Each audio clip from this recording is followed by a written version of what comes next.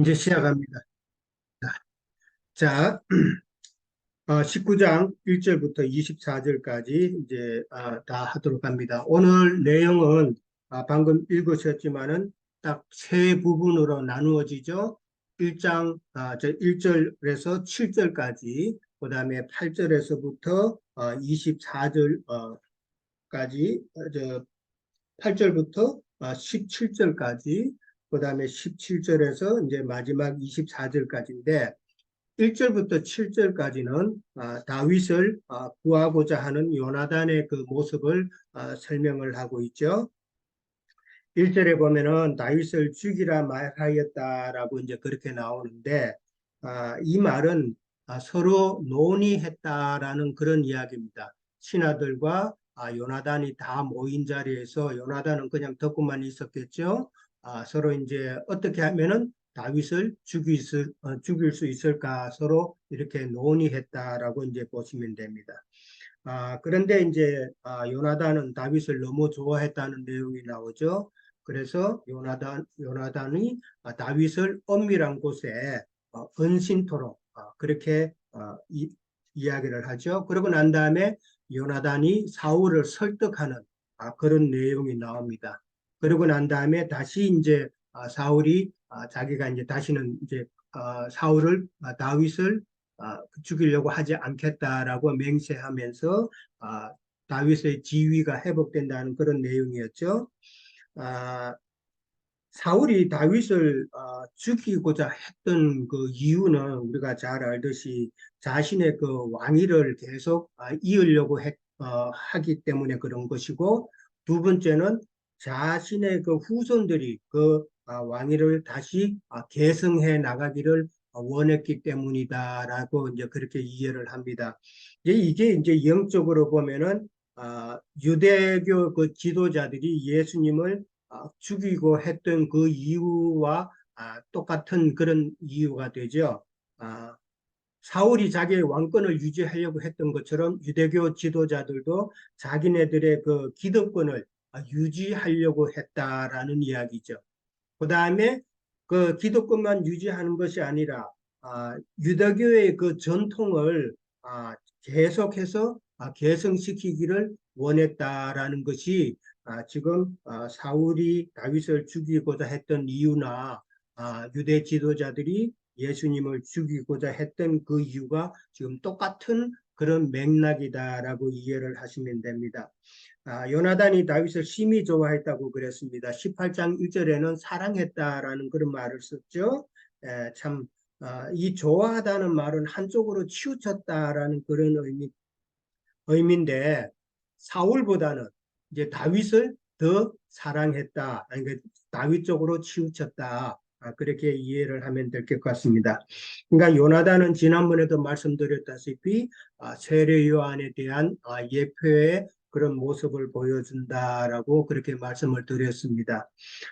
요한복음 3장 30절에 보면은 세례 요한은 그는 흥하여야 하겠고 나는 쇠하여야 하리다라고 그렇게 세례 요한이 이야기를 했었죠. 마찬가지로 지금 요나단의 모습은 지금 다윗이 흥해야 된다는, 다윗은 살아서 다윗이 왕이 되어야 된다는 그런 목적으로 지금 다윗을 도우고 있다라는 것이죠.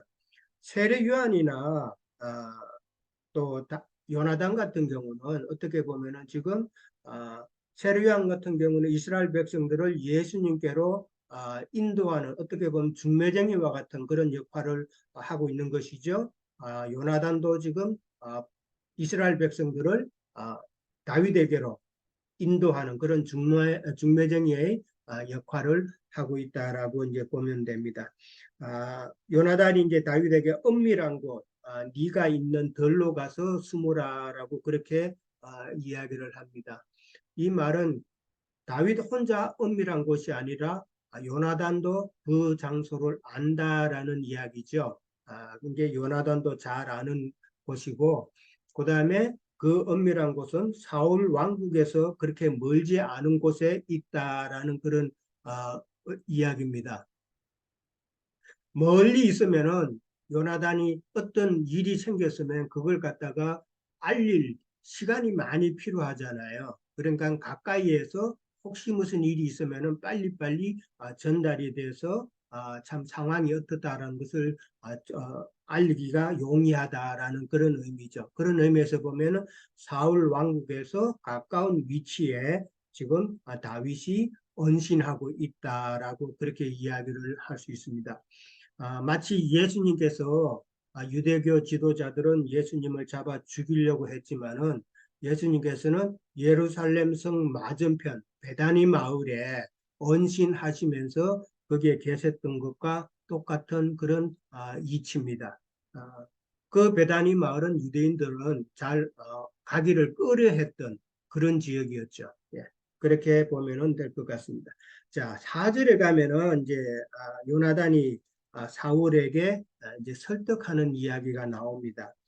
사울에게 다윗을 칭찬하였다라는 말이 나옵니다. 칭찬하였고, 그 다음에 또 보면은 그가 왕께 행한 일은 심히 선함이니다라고 그렇게 말을 합니다. 칭찬한다는 이 말과 그 다음에 선하다라는 이 말은 토브라는 히브리 단어를 씁니다. 그러니까 같은 단어를 지금 써서 하나는 칭찬이라고 표현을 했고 하나는 선하다라고 그렇게 표현을 했습니다. 토브라는 이야기 그 단어는 우리가 잘 알죠. 창세기 1장에서 토브라는 단어가 많이 나옵니다. 그러니까 하나님께서 첫째 날부터 일곱째 날, 여섯째 날까지 다 이제 창조하시고 난 다음에 하시는 말씀이 하나님 보시기에 좋았더라라는 말이 꼭 나오죠. 하나님 보시기에 좋았더라는 그 말이 바로 토브라는 단어를 쓴 겁니다. 토브라는 단어를 썼는데 그 뜻은 하나님의 뜻에 합했다라는 그런 뜻이잖아요. 하나님께서 만드시고 그것이 하나님의 뜻에 맞았다라는 이 말입니다. 그러니까 여기서 요나단이 사울에게 하는 그 칭찬이나 선하다라는 이 말은 다윗이 사울의 뜻대로 다 행했다라는 그런 뜻입니다. 그러니까 다윗이 사울의 뜻대로 하라는 대로 전쟁에 나가서 이기기도 하고 모든 것을 다 했는데 그 왜 또 다윗을 죽이려고 하느냐 하는 이런 이야기죠. 그러니까 다윗에게 범죄하지 말라라는 그 말이 나오는 겁니다.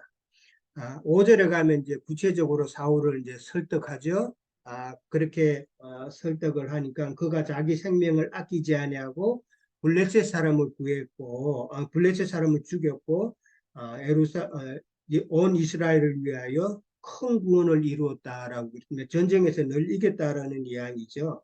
그러니까 그렇게 생명 걸고 골리앗을 죽이고 여러 전쟁에서 이스라엘을 구한 그 사실을 이제 사울에게 지금 이야기를 한 겁니다. 사실 따지고 보면은 지금 사울은 자기가 그 시기와 그 욕심의 그 눈이 먼 것으로 인해서 다윗의 좋은 점, 다윗이 지금까지 자기를 위해서 했던 일은 지금 다 지금 기억을 못하는 게 아니라 다 지금 없어진 상태죠. 예. 그러니까 참 이게 사람이라는 그 존재의 그 연약성이죠. 아무리 좋은 사람이라도 한 가지가 딱 자기하고 안 맞으면 그 사람 꼴도 보기 싫죠. 예, 이런 사람의 그 연약한 모습이 지금 사울을 통해서 나타난다라는 것이죠. 자, 어찌 까닭 없이 다윗을 죽여서 무죄한 피를 흘려 범죄하려 하시나이까라는 말이 나오는데 이 범죄한다는 말은 사실은 율법을 범하는 죄죠. 까닭 없이 다윗을 죽여서 무죄한 피를 흘리는 그 자체가 지금 율법을 범하는 것이다라는 것이죠. 이 율법은 신명기 19장 10절에 나오죠. 무죄한 피를 흘리지 마라라는 율법이 나옵니다. 그 다음에 신명기 21장 9절에도 가면은 무죄한 자의 피를 흘린 죄라는 단어가 또 나옵니다. 그 다음에 신명기 27장 25절에 가면은 무죄한 자를 죽이려고 뇌물을 받는 자는 저주를 받는다라고 그렇게 나옵니다. 그러니까 이 범죄라는 것은 무죄한 피를 흘리는 그런 율법을 범하는 죄를 지금 요나단이 사울에게 지적을 하고 있다라는 것이죠. 마찬가지로 이제 이런 사실은 무죄하신 그 예수 그리스도를 죽여서 피를 흘린 유대 율법 지도자들이 사실은 예수님의 피를 흘렸기 때문에 율법을 그렇게 신봉하는 그들이 결국은 율법을 저지르는 자들이었다라는 것을 우리가 또 깨달을 수가 있죠. 6절에 가면 이제 사울이 이제 맹세를 함으로써 다윗을 이제 죽이지 않겠다라고 이제 말을 합니다. 아, 참 자기 아버지였지만은 그래도 왕이기 때문에 함부로 말을 할 수 있는 그런 아, 쉬운 상황은 아닌데 아버지에게 그렇게 말을 했다는 것은 참 왕의 이치에 있으면은 그만큼 그 주변의 사람들의 그 말이 참 중요하다는 것을 이제 지금 이 사실을 통해서도 볼 수가 있죠. 오늘날 대통령이 있는데 대통령 주변에 이상한 사람들만 있으면은 자기 욕심을 위하고 자기 당만을 위하고 이런 사람들이 있으면은 나라 엉망으로 돌아가잖아요. 예, 국민들을 위하고 하는 그런 언론을 내지 못하고 자꾸 자기네 당만 자기 소속만 챙기는 그런 사람은 이상한 말을 하게 돼 있죠. 예, 국민들이 그런 것을 잘 이해를 해야 될 텐데 요즘 한국 사정이 보면은 좀 그런 게 있는 것 같아요. 예. 자, 그다음에 이제 그렇게 했을 때에 사울이 다윗에게 그가 전과 같이 모든 것을 회복했다라는 말이 이제 나옵니다. 천부장으로서 그다음에 수금을 타는 자로서 그렇게 다윗을 다시 불러들였다라는 것으로 그게 7절에 나옵니다. 그다음에 이제 8절부터 17절까지는 미갈이 아버지 사울을 속여서 다윗을 피신시키는 내용이 나옵니다. 8절에서 보면은 전쟁이 다시 일어났다 그랬습니다. 근데 다윗이 또 크게 승리하죠. 그 전쟁에서 또 승리함으로 인해서 그러니까 또 이긴 것이죠. 그러니까 다윗이 모든 일에 행통하니까 그 다음에 이제 가면은 사울이 다시 악령에 사로잡혔다라고 나옵니다. 하여간 다윗이 잘 되면은 사울은 악령에 잡히는 것이죠. 예.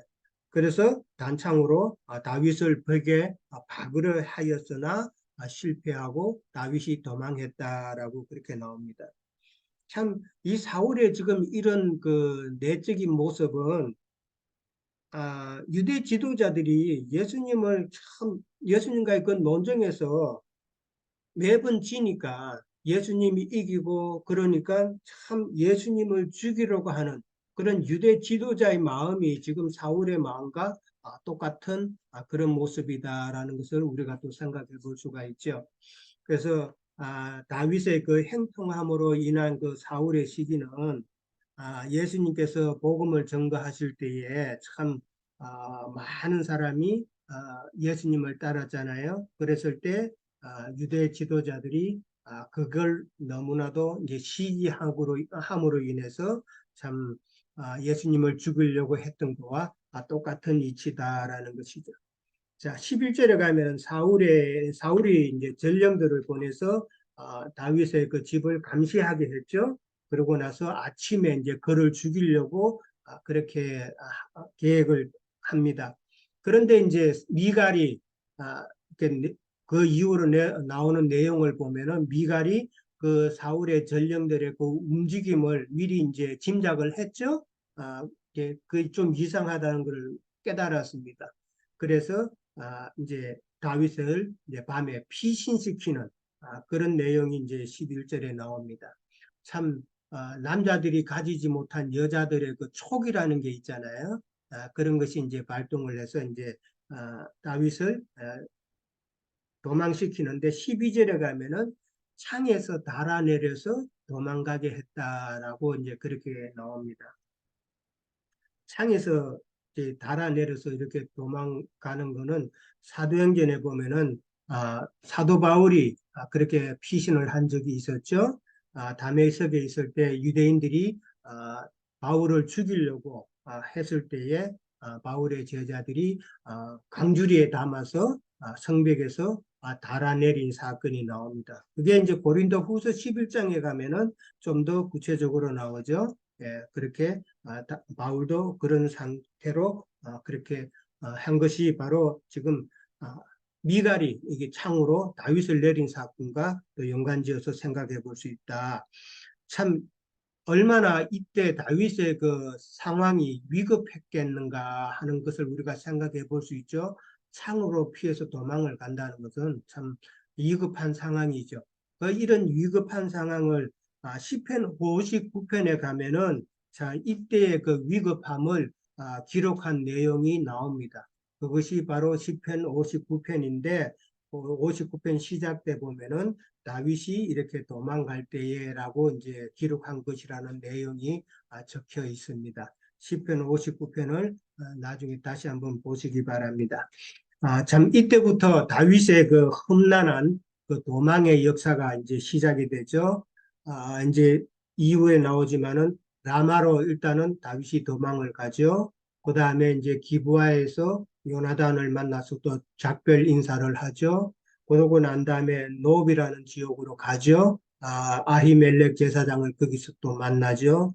그 다음에 블레셋 땅 가드 지역으로 또 도망을 갑니다. 거기서 이제 블레셋 지역이다 보니까 이제 미친 척 하죠. 그래서 자기의 생명을 보존을 합니다. 그러다가 이제 의심이 딱 받으니까 다시 또 도망을 가죠. 그래서 동굴로 피신해서 거기서 자기의 추종자들을 규합하는 그런 일이 있습니다. 참 어려운 시간들을 많이 가지게 되죠. 자, 그런데 13절부터 보면 미갈의 행동이 나옵니다.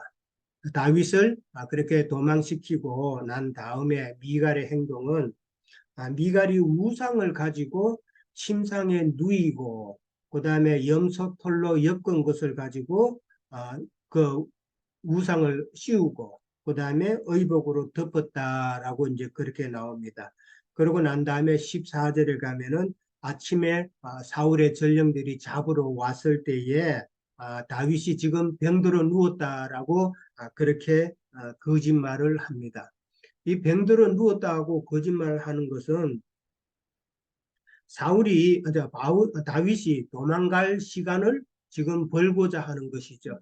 예, 바로 전령들이 쏘갔구나 하고 바로 따라가면은 그만큼 다윗이 도망갈 시간이 부족하니까 지금 병들었다라고 그렇게 둘러대면서 지금 이 사람들이 확인하는 그 시간 동안은 다시 또 다윗은 그만큼 멀리 도망갈 수 있으니까 그런 시간 벌기 위해서 이런 말을 이제 한 것이다라고 아시면 됩니다. 근데 이제 미갈이 우상을 가졌다라고 그러는데 이 우상이라는 거는 드라빔입니다. 우리가 잘 아는 드라빔이죠. 창세기 31장 지금 미갈의 내용과 그다음에 지금 사무엘상 그 18절부터 나오는 그 라마로 이제 도망가서 거기서 또 사울이 추격하는 이 내용은 창세기 31장 내용과 거의 똑같은 그런 내용들입니다. 창세기 31장을 한번 기억해 보시면은 야곱이 그 라반에게서 이제 도망가는 내용이 나옵니다. 몰래 모든 것을 챙겨서 도망을 가는데 3일 길을 가게 되죠. 3일 길을 갔을 때 이제 길르앗 산에 이제 머물렀을 때에 라반이 추격을 해오죠. 라반이 추격을 해오고 라반에게 라헬이 이제 드라빔을 찾으러 왔으니까 이제 라헬이 자기 아버지에게 거짓말하는 이 내용이라든지 그다음에 지금 야곱을 추격해온 그 내용과 지금 다윗을 죽이려고 추격해온 그 사울의 모습이 지금 거의 내용이 같다라고 먼저 생각을 하시면 됩니다.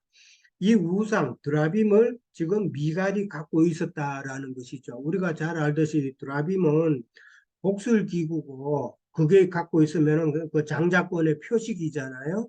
그 다음에 뭐 가정 수호신과 같은 그런 도구이기 때문에 참 중요한 것이죠. 근데 라헬이 자기 아버지에게서 그것을 훔친 목적이 있었죠. 나중에 라헬의 그 아들이 이제 그걸 가지고 자기 아버지의 모든 것을 상속받겠다 하는 그런 뜻이었잖아요. 마찬가지로 미갈도 미갈의 속셈은 이 드라빔을 가졌다라는 말은 미갈의 속셈이 있는 것이죠. 자기가 다윗에게서 아들을 낳게 되면은 그 아들로 통해서 아버지의 왕권을 자기가 있도록 하겠다라는 참 그런 욕심이라 할까요? 무슨 그런 생각이 있었다라는 것이죠. 아, 그 다음에 이제 염소 털로 위장을 했다라고 그랬습니다. 염소 털은 우리가 잘 아는 대로 야곱이 염소의 털로 자기 아버지 이삭을 속였죠. 네, 그래서 장자권의 명분을 이제 취했는데 이 염소 털이라는 것은 죄인의 모습을 상징한다라는 것은 우리가 잘 알고 있고요. 참 그래서 미갈도 지금 똑같은 이런 창세기 31장에 나오는 그런 내용, 그 다음에 야곱이 아버지를 속이는 그런 내용을 그대로 지금 실행을 했다라고 이제 볼 수 있습니다. 야곱이 이삭을 속인 후에 사실은 이제 힘든 여정이 참 있었죠. 마찬가지로 다윗도 미갈의 아버지 사울을 갖다가 속이고 다윗을 피난시켰지만은 이후에 힘든 그 연단의 시간을 다윗이 보내는 것을 우리들은 잘 압니다. 근데 이 연단은 어떻게 보면은 영적 장자권자들의 연단이다라고 우리가 생각해 볼 수 있죠. 추격하는 그 사울이나 도망가는 다윗이나 실제적으로는 지금 왕권 싸움을 지금 표상으로 내걸고 있지만은 그러나 영적으로 보면은 이건 어디까지나 영적 장자권의 싸움이다라는 것을 우리는 이렇게 또 생각을 해봐야 된다는 것이죠. 그냥 왕권 싸움이 아니다. 이게 성경에서 말하는 것은 지금 영적 장자권자의 싸움을 지금 암시하고 있다라는 것입니다. 17절에 가면은 사울이 미갈에게 추궁을 합니다. 네가 어떻게 해서 이런 일을 했느냐? 왜 다윗을 피상시켰느냐라고 이제 그럽니다. 그랬을 때에 미갈이 거짓말을 하게 되죠. 두 번째 거짓말입니다. 첫 번째 거짓말은 다윗이 병들었다라는 말이었죠. 병들었다 하는 말이 첫 번째 거짓말이었고 두 번째 거짓말은 다윗이 자기를 죽이려고 했기 때문에 내가 어쩔 수 없이 그렇게 다윗을 도망 보낼 수밖에 없었다라고 거짓말을 합니다. 그러니까 라반을 속인 그 라헬이나 사울을 속인 미갈이 지금 같은 그런 모습이다라는 것이죠. 18절에서 24절까지 가면은 이제 다윗이 라마에 있는 사무엘에게 가는 내용이 나오죠. 그리고 추격한 그 사울에게 일어난 일을 갖다가 설명하고 있습니다. 다윗이 이제 18절에 가면 다윗이 사울이 자기에게 행한 일을 사무엘에게 다 이제 전했다 그랬습니다. 다 고자질 한 거죠. 뭐 고자질을 한 건지 뭐 사실을 밝힌 건지 하여간 다 이야기를 했습니다. 그러고 나서 다윗과 사무엘이 라마 나요스로 가서 거기서 기거했다라는 말이 나옵니다.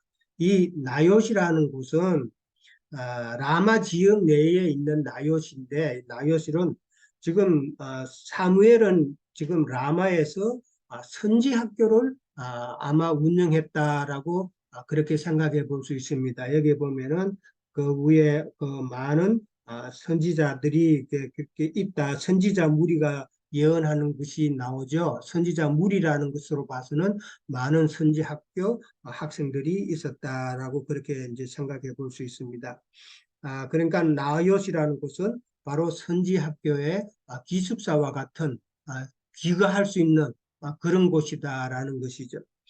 자, 사울이 이제 다윗이 라마에 있다는 것을 이제 들었습니다. 그러고 나서 전령들을 보내서 다윗을 잡으려고 그렇게 했죠. 근데 1차 전령 보내고 2차 보내고 3차 전령을 다 보냈는데 그 간 전령들이 다 예언을 하였다라고 그렇게 나옵니다.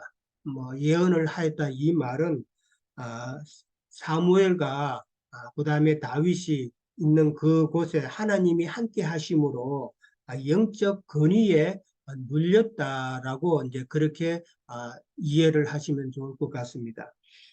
그래서 안 되니까 이제는 사울이 직접 다윗을 죽이려고 라마에 지금 온 것이죠.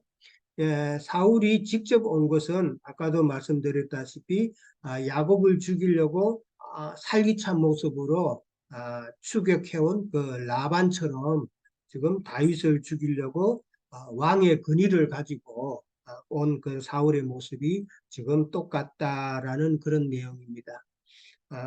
참 어떻게 보면은 추격한 그 라반의 모습과 그 또 사울의 모습은 율법 하나님을 상징할 수도 있죠.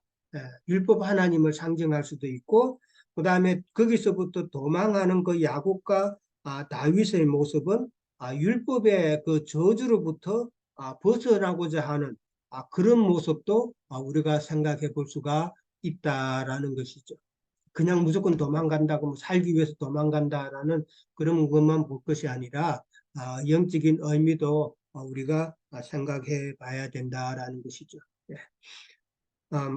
그러고 난 다음에 이제 그 야곱 같은 경우는 하나님과 씨름을 하고 난 이후에 분이엘을 지날 때 해가 솟았다라고 그랬잖아요. 예, 그런 의미로 이제 우리가 유추해 보면은 참 율법의 저주로부터 벗어나고자 하는 그런 행동이었다라는 것을 알 수가 있습니다. 그리고 야곱이 도망갈 때에 라반이 추격을 하죠. 추격을 할 때에 창세기 31장 24절에도 보면은 하나님이 그 라반의 꿈에 나타나 가지고 야곱에게 선악간 말하지 말라라고 그렇게 이야기를 하시죠. 그거는 하나님께서 야곱을 절대 손대지 말라라는 그런 이야기입니다.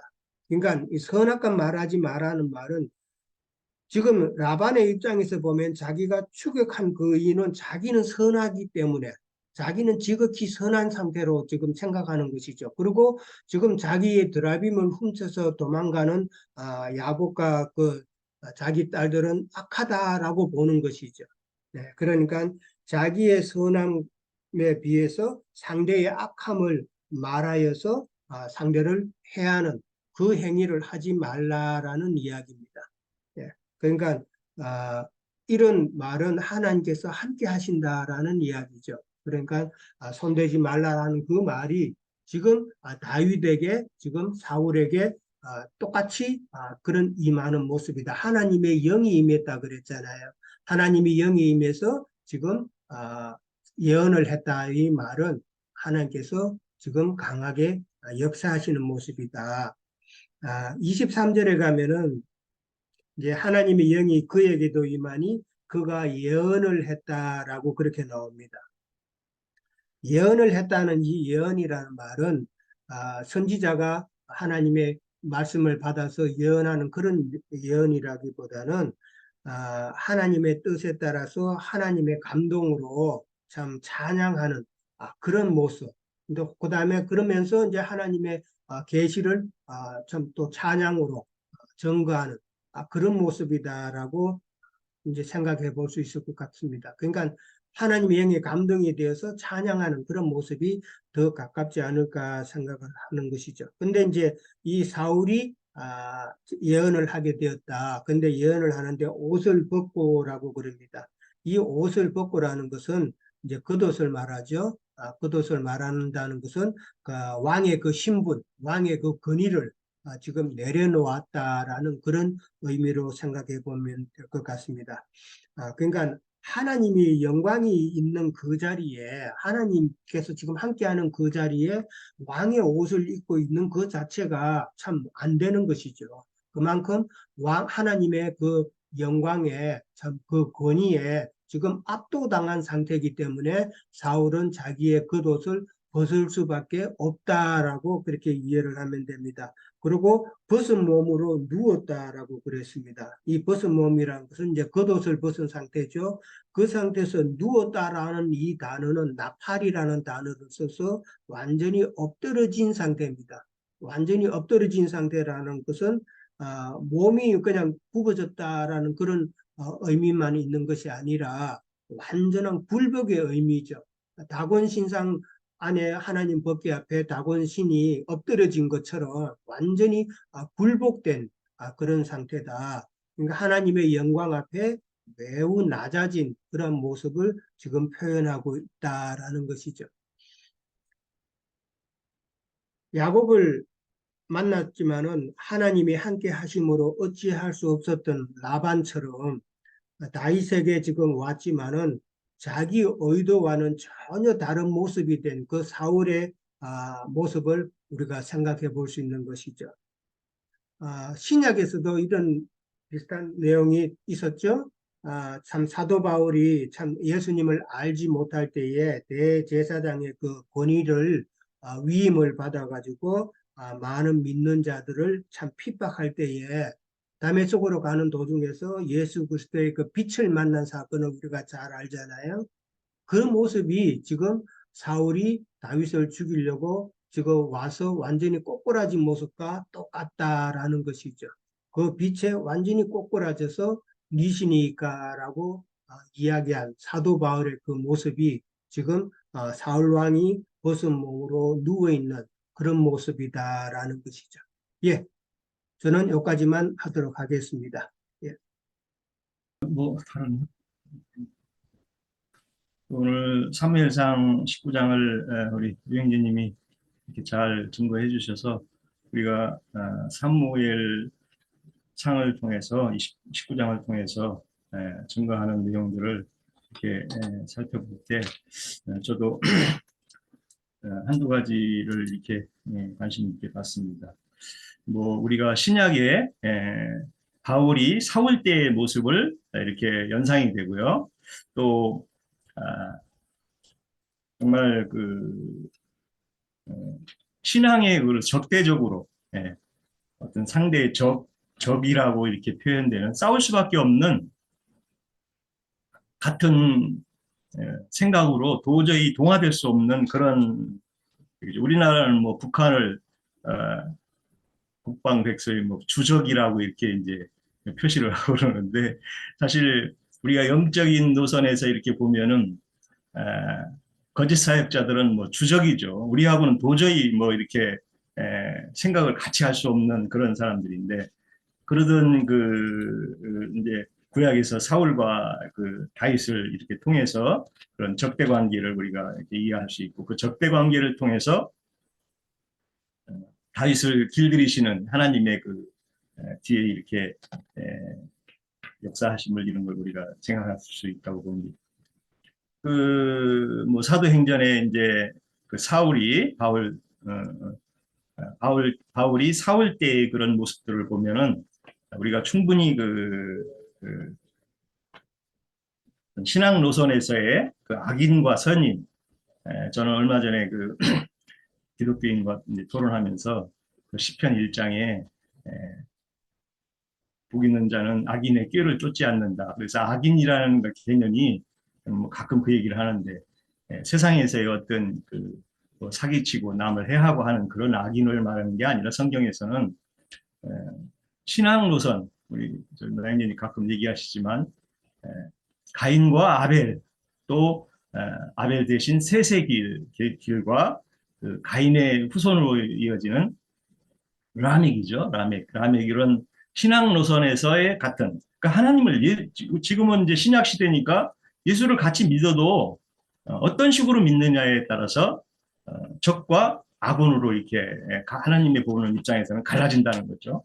그래서 사울이 정말 뭐 그 잔멸하고 사도행전 8장 3절에 보면 교회를 잔멸하며 각 집에 들어가 남녀를 끌어다가 옥에 넘기고 이렇게 참 포악한 자였었죠. 포악한 자. 예.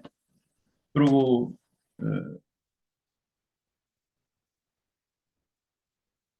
많은 사람들을 그렇게 이제 끌어다가 이렇게 하다가 다메섹 도상에서 주님을 만나고 주님이 이제 그러시는 장면이 나오죠. 네가 나를 핍박하는데 그 가시채로 그게 뒤꿈질을 하는 것과 같다고 이렇게 얘기를 하는데 그 우리가 보면 그때는 이제 예수님은 부활하신 상태인데 육신으로 있지를 않는데도 나를 핍박한다고 이제 이렇게 하시는데 예수를 진리로 잘 믿고 그 영을 따라서 신앙하는 자들을 주님은 같은 자신으로 이렇게 치는 것을 우리가 이해할 수 있을 것 같습니다. 진리를 따라서 오늘날 이 시대에 주님의 영으로 사는 자들이 예수님의 그 맡은 그 증인들이고 형제들이죠.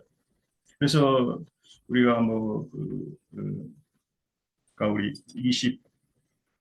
23절이죠. 23절에 보면은 하루 밤낮을 벗은 몸으로 누웠더라 이렇게 이제 옷에 대한 얘기를 얘기하는데 사실 그 옷이라는 것은 주님이 이제 그 입혀주는 그리스도의 옷을 신약에서는 대비하는데 구약에서도 그런 내용이 많이 있습니다. 이사야 20장인데 한번 제가 읽어보겠습니다. 20장 3절 5절입니다. 여호와께서 이르시되 나의 종 이사야야 내가 3년 반 동안 벗은 몸과 벗은 발로 다니며 애굽과 구스에 대하여 징조와 예표가 되었느니라. 이와 같이 애굽의 포로와 구스에 사로잡힌 자가 아수르 왕에게 끌려갈 때에 젊은 자나 늙은 자가 다 벗은 몸과 벗은 발로 볼기까지 드러내어 애굽의 수치를 보이리니 이렇게 애굽의 수치라는 걸로 옷을 입지 않은 그리스도의 옷을 입지 않은 그 하나님의 말씀에 의해서 진리로 덧입지 않은 자들을 이렇게 수치스럽게 한다는 것으로 사울이 지금 수치를 실현하는 거죠. 예. 하나님의 집인 그 사무엘과 다윗이 있는 나윗에 와가지고 예언을 하긴 하는데 옷을 입지 않고 이렇게 예언을 한다는 것은 참 자기 수치를 드러내는 것에 대한 이해가 없다는 거죠. 그래서 참 뭐 미가서에도 이렇게 미가서 1장 8절 11절에도 옷을 입지 않은 그 수치에 대해서 이렇게 증거하고 있습니다. 그래서 뭐 우리가 이제 신약에 오면 그리스도로 옷 입어라 또 그리스도와 하나가 돼서 주님 안에서 그 잘 행하는 자들을 그 행실이라고 그러는데 계시록 14장 8절 14절 보면 성도의 옳은 행실이라고 되어 있습니다. 옷을. 그래서 우리는 정말 주님 안에 진리로 말씀의 진리로 따라 살아 신앙하는 것을 그 행실이라고 그러는데 진리를 따라 행하는 자들을 옳은 행실, 그 옷을 입은 것을 행실이라고 그러죠. 그래서 그리스도의 심판대에서 옷을 입지 않고 금기름이 준비되지 않은 자들을 뭐 바깥 어둠이나 그 형벌에 처한다 이제 이렇게 나와 있는데 계시록 14장을 한번 보면서 제가 증거를 맞출 겁니다. 계시록 14장 뭐 우리 형제님 통해서 많이 증거된 말씀인데 한번 또 읽어보겠습니다. 14장 8절과 14절입니다. 또 다른 천사 둘째가 그를 따르게 말하되 무너졌도다. 이게 잘못 적어졌나? 14절? 14장 8절, 14절. 네. 성도들의, 네.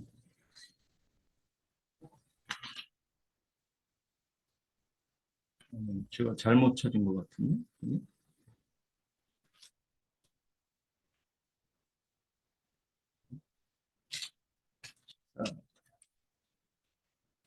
14장, 14절.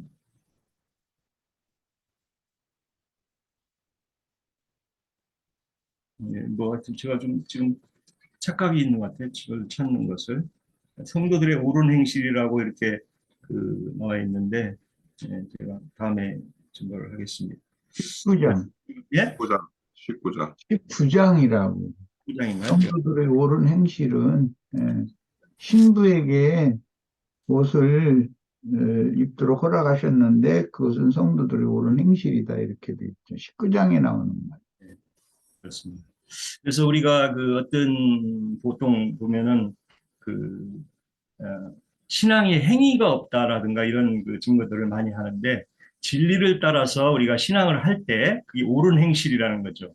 그래서 우리의 그 나타난다는 것은 어떤 신앙을 하고 어떤 말씀을 따라서 영의 말씀을 따라서 잘 이해를 했느냐가 그 행위에 대한 그 개념이지 우리가 흔히 얘기하는 뭐 기독교인들이 얘기하는 뭐 육신적으로나 윤리적이나 도덕적으로 그런 행위를 성경에서는 그걸 하지 말라는 게 아니라 그러다는 얘기가 아니라 그것을 바탕으로 성경은 말하지는 않는다는 것이죠. 이 점에 대해서 우리가 같이 잘 이해가 있기를 바랍니다. 마치겠습니다. 예, 이어서 또.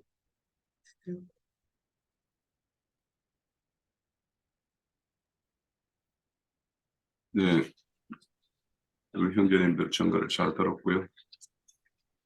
우선 오늘 그 19장의 내용은 다윗을 중심으로 펼치는 하나님의 어떤 구원의 계획, 이런 것들은 어떤 악한 세력의 어떤 방해나 저항도 막을 수가 없다라는 것이 이제 전체적인 내용으로 좀 볼 수 있을 것 같아요.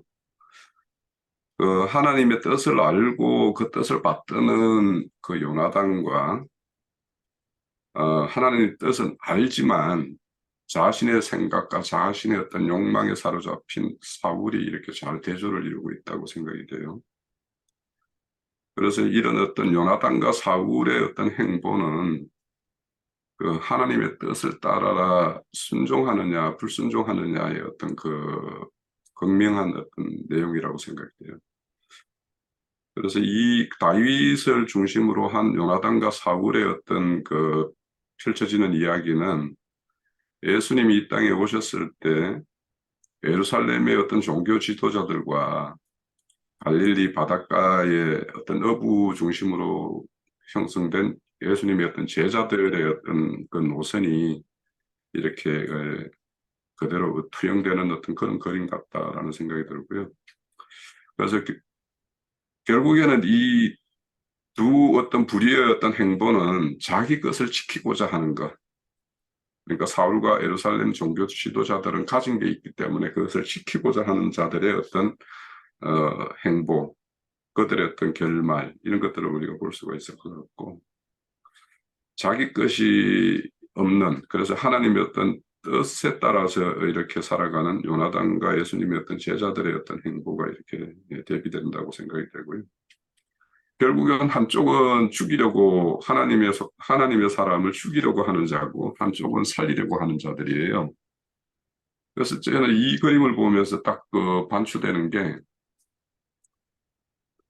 그 아말렉 족속의 아각 그 하만이라는 사람과 그 모르드게와 에스더가 이렇게 유대인들을 두고서 이렇게 서로 죽일 것인가 살릴 것인가 하는 어떤 그 어떤 싸움. 그래서 결국에는 죽이고자 하는 그 뭡니까 왕의 그 칙령을 가지고 가는 자와 또 살리고자 하는 사람의 어떤 칙령을 가지고 가는 자, 누가 먼저 거기에 도착하느냐가 참 중요하다. 그래서 그거는 우리가 이제 오늘날 그 신앙하면서 우리가 복음의 어떤 전도 이런 것들이 우리가 먼저 복음을 증거하느냐 아니면 악한 자들의 어떤 전령이 먼저 그 자들을 점령하느냐, 이런 어떤 시간 싸움과도 또 관련이 있겠다 이런 생각이 들고 그런 생각을 좀 하게 됐어요.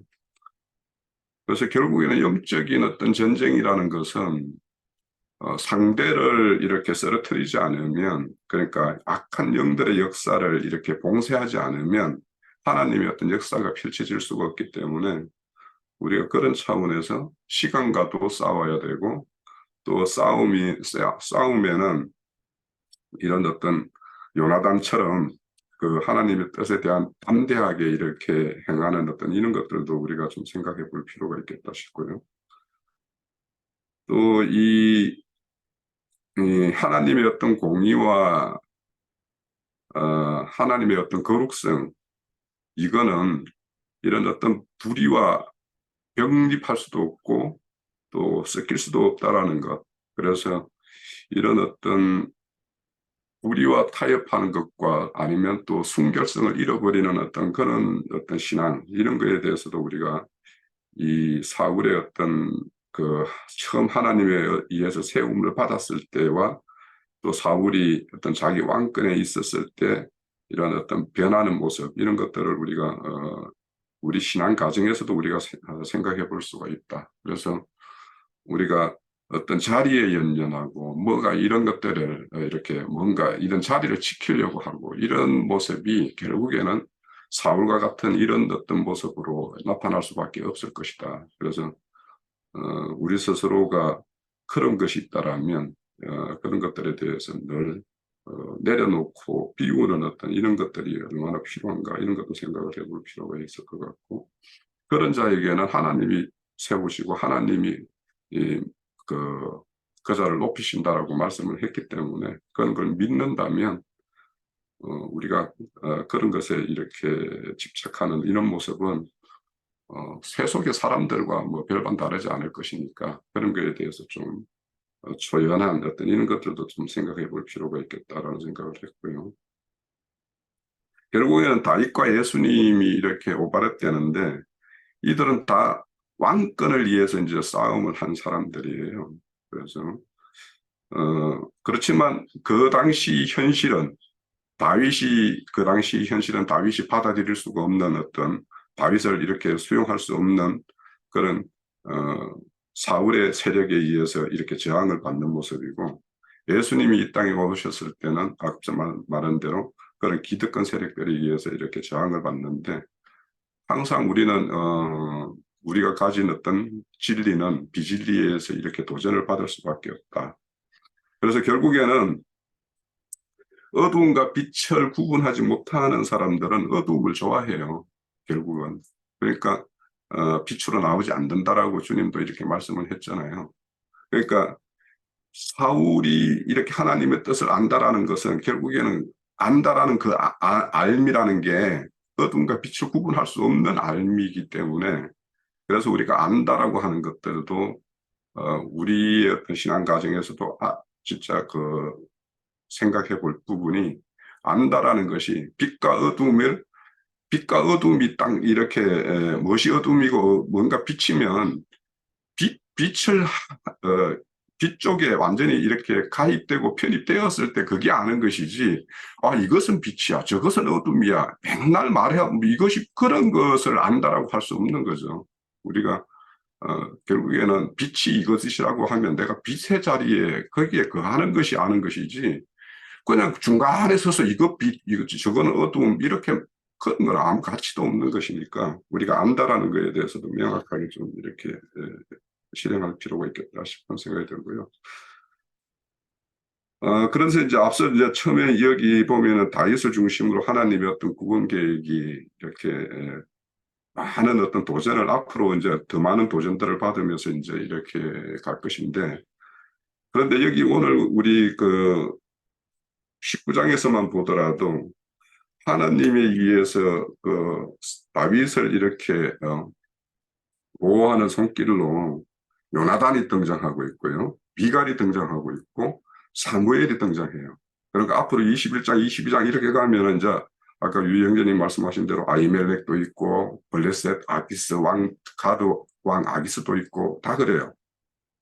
그런데 이렇게 하나님의 어떤 보호라는 것이 어떻게 이렇게 이루어지는가? 뭐 그 성경에 보면은 뭐 하늘 군대, 뭐 불성각 이런 것들을 하면은 뭐 정말 뭐 불성각으로 뭐 이런 게 아니라 이렇게 사람들에 의해서 성각을 탄탄하게 쌓아서 누구도 다윗을 해치지 못하게끔 이렇게 하는 것이 이렇게 볼 수가 있죠. 그래서 오늘 이런 어떤 다윗을 보호하시는 하나님의 어떤 그 보호막이 어떻게 이루어지는가도 우리가 알 수 있고 그래서 하나님이 쓰시는 사람 천사가 어떠하게 이렇게 하나님이 가용해서 이렇게 쓰시는가도 이제 알 수 있는데 그런데 이제 사울 왕으로서 보면은 가장 가까운 사람 요나단과 미갈이 이 편이라는 게 이게 참 하나님의 어떤 기묘자의 어떤 솜씨죠.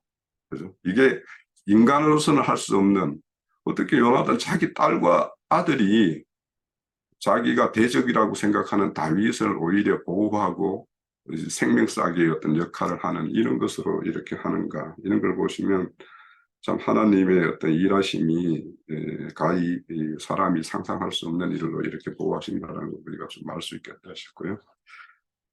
자, 이 지난 18장, 19장에서도 이제 그 요나단과 다윗의 관계를 이제 세례와 뭐 예수님의 어떤 관계 이렇게 이제 말씀을 하시는데 이제 어떤 경륜적으로 보면 이제 그렇게 보여요. 그러니까 예수님이 오시는 길을 이렇게 평탄케 하기 위해서 요나단이 뭔가 이렇게 역할을 하는 어떤 그런 건데 저는 이제 이거를 개인적으로 적용을 해보면 요나단이 하는 일은 성령님이 하시는 일과 같다라는 생각이 들어요. 그러니까 원수들의 어떤 계계가 어떠한 것인지를 파악해서 이렇게 알려주잖아요. 그래서 우리도 이제 성령님이 뭔가를 이렇게 우리에게 이렇게 영감으로 이렇게 일깨워 주는 것들을 봤죠. 그래서 결국에는 성령이 일하시는 사도와 제자들이 하는 일이 용감한 것 같아요. 그러니까 원수들의 계계를 알지 못하는 자들에게 원수들의 계계를 알려서 그들로부터 이렇게 벗어날 수 있는 길을 이렇게 인도하고 하는 일들이 요나단이 하듯이 우리 사도나 우리 제자들, 그러니까 하나님의 어떤 그런 나에게 참여하는 사람들이 결국에는 요나단과 같이 원수들의 계계가 어떤 것이고 그들의 속임이 어떤 것이고 무엇이 거짓이고 이런 것들을 우리가 알려줘서 그것으로부터 벗어나게 해주는 것이 살리는 일이니까, 그러니까 요나단이 다윗을 그런 어려운 처한 것에서 이렇게 벗어나게 해주는 것과 똑같이 그런 것이다라는 생각이 들었어요. 그래서 이런 어떤 뭔가를 이렇게 매칭시킬 때는 우리가 다양한 각도로 이렇게 볼 수도 있겠다라는 생각이 들어요. 그리고 이제 특히 요나단이 이제 다윗을 이렇게 변론을 합니다. 아버지 왕 사울 왕 앞에서 이렇게 변론을 하는 것은 우리 요한일서 2장에 보면은 우리에게 있는 대언자가 있다고 그랬잖아요. 그게 보혜사 성령이잖아요. 그분이 다윗의 어떤 정당함을 또 사울이 행하는 것이 불의함을 이렇게 판단하기도 하고 이렇게 다윗을 변호하는 이런 모습을 볼 때 이런 요나단의 어떤 거는 우리 성령이 이렇게 말하시는 것과 같고 또 하나는 또 사울이 이렇게 그런 어떤 정당한 어떤 변론을 했을 때 사울이 정신이 맑아져 가지고 정상으로 돌아와요. 그래서 결국에는 성령이 힘입어 귀신을 쫓아내면 거기는 하나님 나라가 임한다라고 했으니까 사울이 잠시나마 그런 어떤 평온 가운데로 이렇게 정상으로 이렇게 돌아오는 모습 이런 것들도 그런 모습으로 좀 비추어진다 이런 생각이 들었어요. 그래서 우리가 결국에는 사람들 가운데 거룩하신 하나님의 어떤 영과 악령이 어떻게 작동되는가, 그 작동되었을 때 나타나는 모습은 어떤가 이런 것을 보면서 우리가 흔히 이제 성령 충만한 상태와 성령이 소멸한 상태 그때 나타나는 모습이 이 사울의 모습과 똑같죠. 그러니까 성령의 어떤 소멸이 됐을 때는 다윗을 죽이기 위해서 혈안이 되어 있고 또 성령으로 이렇게 다시 이렇게 새롭게 되었을 때는 또 그런 흠맹세지만 그런 어떤 맹세를 하는 모습도 보여요. 그래서 이런 어떤 성령에 감동되어 있는 상태와 성령이 소멸된 상태에 나타나는 어떤 결과는 사울의 어떤 모습의 범주에서 우리 역시 거기서 벗어나지 않는 그런 범주 안에 있을 것이다. 그래서 우리가 성령의 어떤 소멸에 대해서 각별히 좀 생각해 볼 필요가 있어요. 그리고 이제 요나단의 어떤 변호 내용을 보면은 이제 다윗이 왕께 얼마나 헌신적으로 선행을 이렇게 행한 사람이냐 이렇게 변론을 합니다.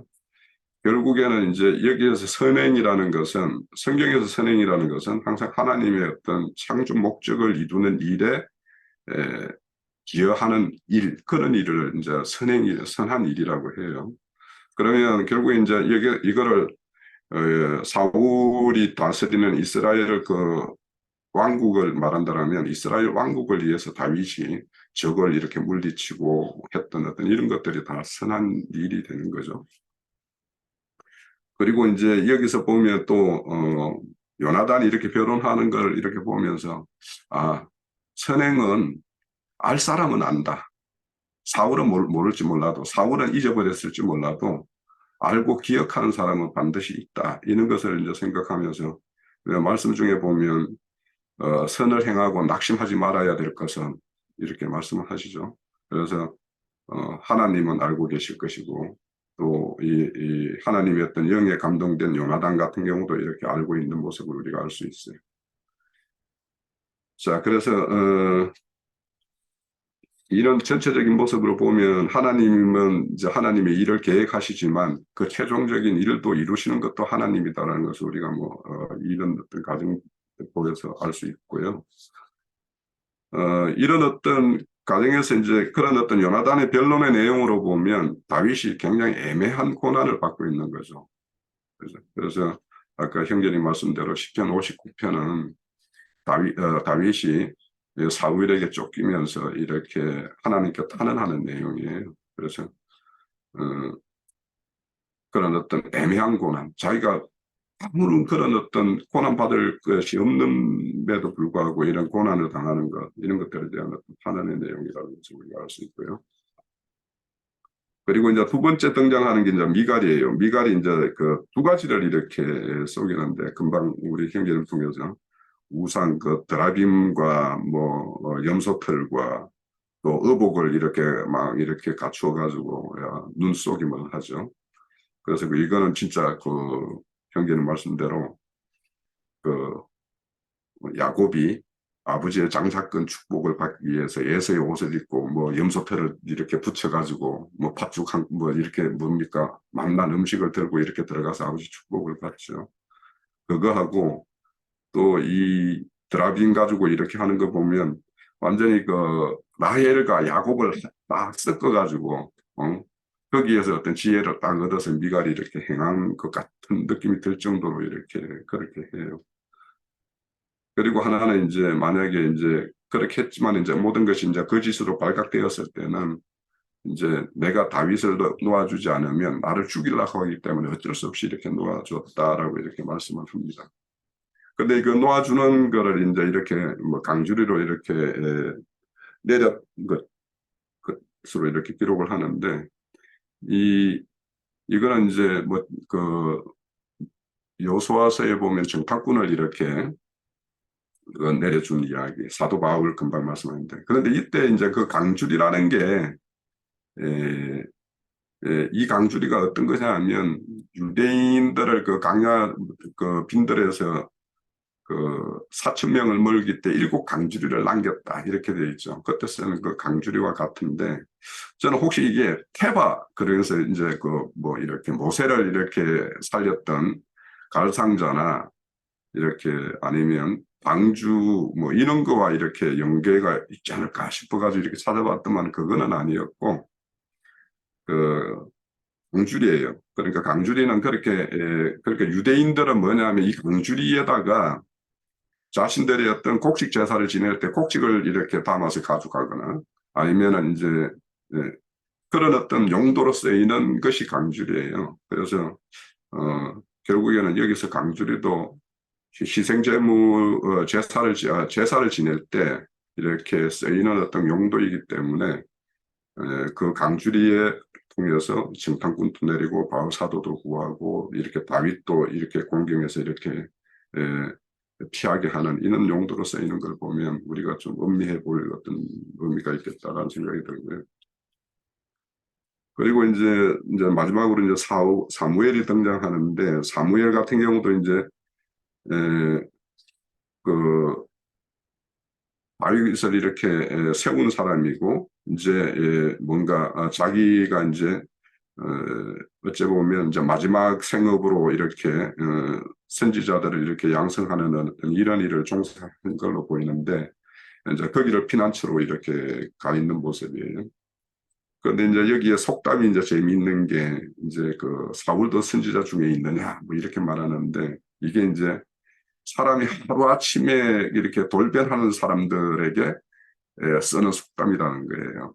그러니까 우리가 사람이 갑자기 변하면 우리 속담에는 죽는다 이런 말을 하는데 여기는 사울도 선지자 중에 있느냐 이렇게 한다라는 거죠.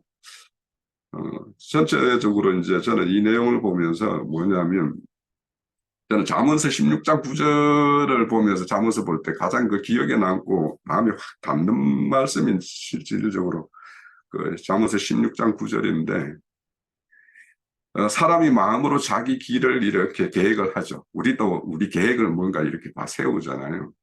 그렇지만은 그 걸음을 인도하시는 이는 여호와 하나님이다라는 말씀이에요.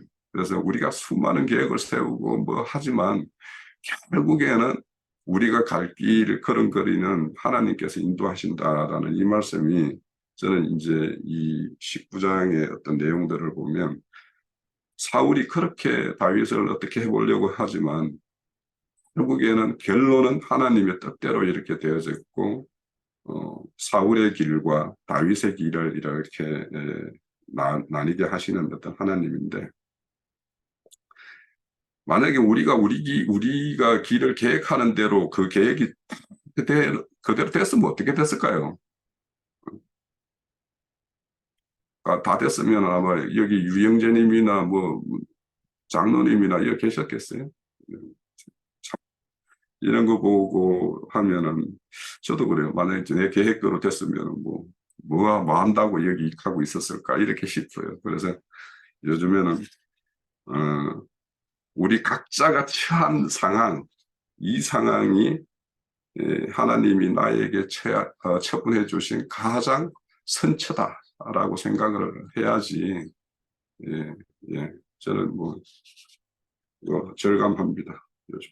그래서 그런 것들로 우리가 생각을 하면 이런 어떤 하나님의 일을 쫓는 일에서 이런 어떤 애매한 고난을 당하는 어떤 다윗의 어떤 심정이나 이런 것들도 아마 다 경험도 하고 해봤을 것 같고 뭐 그럴 수도 있는데 그러하더라도 우리가 거기에 굴하지 않고 이겨나갈 수 있지 않을까?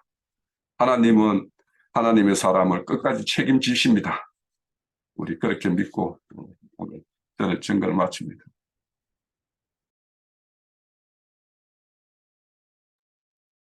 예. 자, 또 다른 지체분들 계십니까? 예. 자, 그럼 혹시 장로 형제님 보충하실 말씀 있으신가요?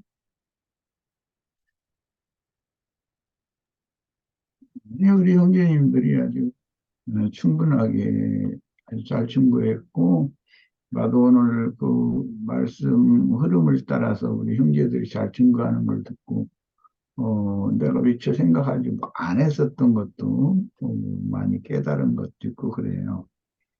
감사하게 생각하고, 스가랴서 10장 2절로 3절 읽고 난 마치겠습니다.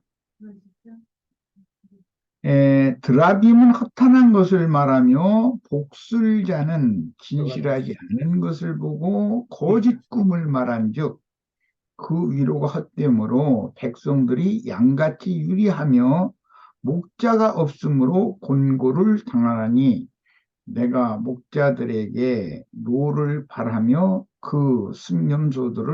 내가 순념소들을 벌하리라 이렇게 하셨어요. 그러니까 거짓 목자들을 순념소들로도 이제 말씀을 하시고 오늘 그 드라빔의 뭐 염소 털로 이렇게 뭐 위장한 이런 이야기와 연계해서 그게 다 거짓 목자들이 복술자들이라는 거. 그런데 거짓 목자들이 점을 치는 도구로 드라빔을 이렇게 사용하는 걸로 선지자는 이렇게 표현을 했는데 사실은 이것이 세상 교계의 그 인본주의에 근거하는 신학이 아닐까 이제 그런 생각을 해봤어요.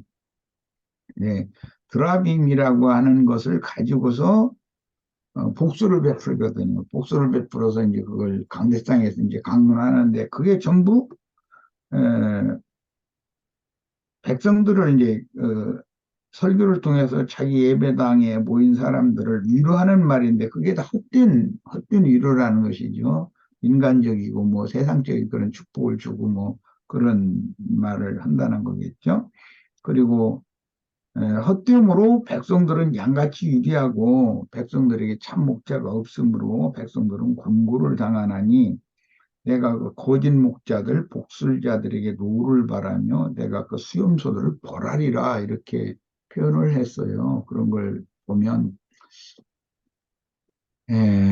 그때 당시의 이제 그 정치는 도구로 드라빔이 이렇게 사람들에 의해서 사용이 되었는데 이런 것이 오늘날까지도 어떤 거짓 목자들, 복술자들에 의해서 점치는 도구로 이렇게 사용이 되고 그런데 그는 거짓 것을 보고 허망한 꿈을 말을 해서 그거 다 소용없는 것이라는 거예요. 꿈이라는 게 이제 이상 계시 이제 그런 말일 텐데 이제 이런 것을 좀 생각을 해보면 하나님께서 진리의 영으로 계시를 해주심을 받은 증인들과 함께 말씀을 나누고 신앙생활을 하고 하는 것이 얼마나 복인가 이런 생각을 해봤습니다. 예, 마칩니다. 예, 감사합니다. 예. 자, 그러면은 오늘은 다른 분도 없으시면은 여기서 이제 마치도록 하겠습니다. 자, 오늘 수고들 하셨습니다. 감사합니다.